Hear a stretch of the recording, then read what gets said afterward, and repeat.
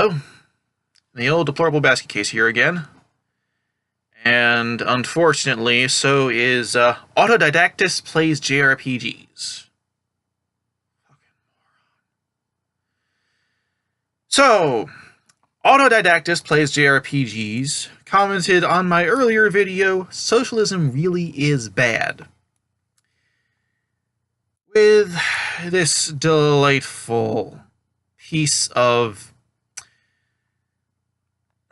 what Mrs. Harry Truman could never convince her husband to call manure.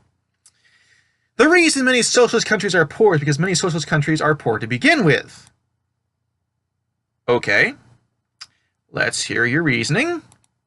The Soviet bloc was a third world region prior to 1917. No, it wasn't. Austria was not a third world country. Third world region, excuse me. Czechoslovakia was not a third world region. Hungary was not a third world region. No! That is a very stupid thing to say. North Korea has always been the poorer than the South. No, again, that is not true.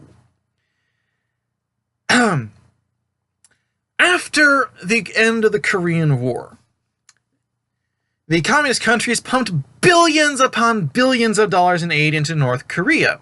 And very quickly, North Korea became actually a lot less poor than the South, where people were just getting along by themselves. It was only when the Soviet countries stopped pumping in billions upon billions of dollars that North Korea suddenly became poorer and chaotic and people started starving to death. Venezuela was always poor, apart from, the billions upon billions of dollars in oil revenue. Cuba was already poor. I could go on and on. Your sampling is totally skewed, and your sampling isn't. But, okay. Let us suppose, for a moment, for the sake of argument, that these countries were poor to begin with, more poor than comparable counterparts. Comparable capitalist nation counterparts. So what? I didn't talk about being poor. I talked about the destruction of a society. A country can be poor and still have working roads. A country can be poor and still not have mass starvation. A country can be poor and not have complete political chaos. Your point is beyond skewed. Your point is, well, moronic. Nevertheless, let's look at capitalist countries that have adopted socialist policies like Norway and Sweden. Norway and Sweden, two countries that have a lot in common. And two countries that have very little in common with anywhere else on the planet. Gosh, this does not sound like a slightly skewed sampling. Oh, wait, it does. They have a high GDP per capita, higher than the US, high happiness index, low Gini coefficient, low numbers represent greater social equality. I could go on. I really don't know how you can look at Northern Europe and conclude that socialist policies are bad. Okay, firstly, we did not look at Northern Europe. We looked at specifically Norway and Sweden. There's a lot more to Northern Europe than Norway and Sweden, No, how I just said that Norway and Sweden have a lot in common? Well, one thing they have in common is that they both have big, significant, huge even, natural resources compared to their population. Huge natural resources! Oil, steel, fishing. Huge sources of revenue for their governments to support these socialist policies. Another thing they have in common is that the USA pays the majority of their defense budgets.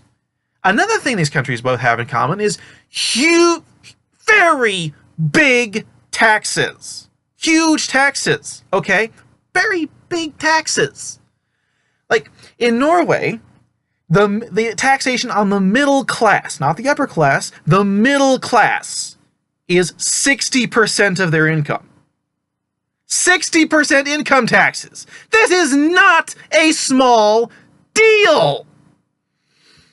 Also, Sweden, Sweden is suffering from a little bit of a breakdown in law and order. Maybe you've heard about it.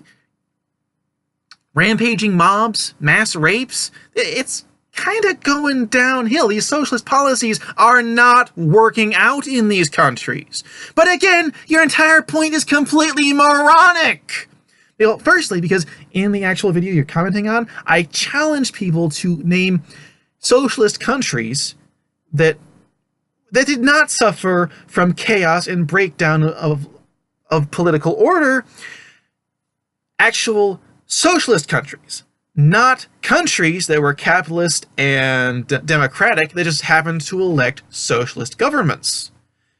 That's what these are. These are not actually socialist countries. They're the countries that elected socialist governments, and they're still going downhill.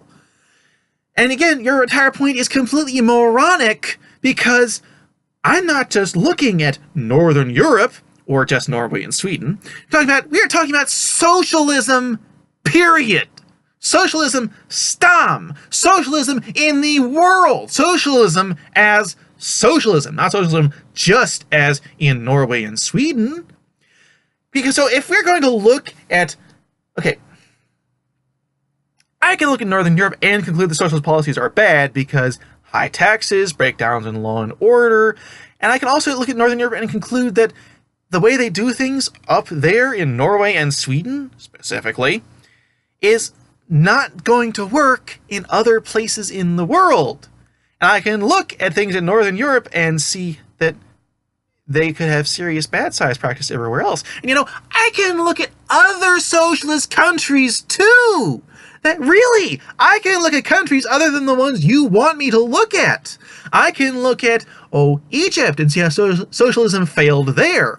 I can look at, I don't know. I could look at Angola, see how socialism failed there. I can look at all sorts of countries all over the world and see how socialism fails every time.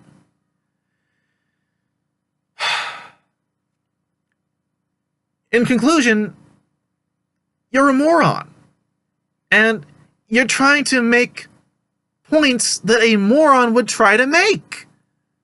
And this is the last time I will reply to anything you say. And that's all I got to say now. So thank you everyone for watching. Please comment below with anything you have to say, except for autodidactist plays JRPGs, because I am sick and tired of having to say this person's name in a video. And have a good day, and God bless.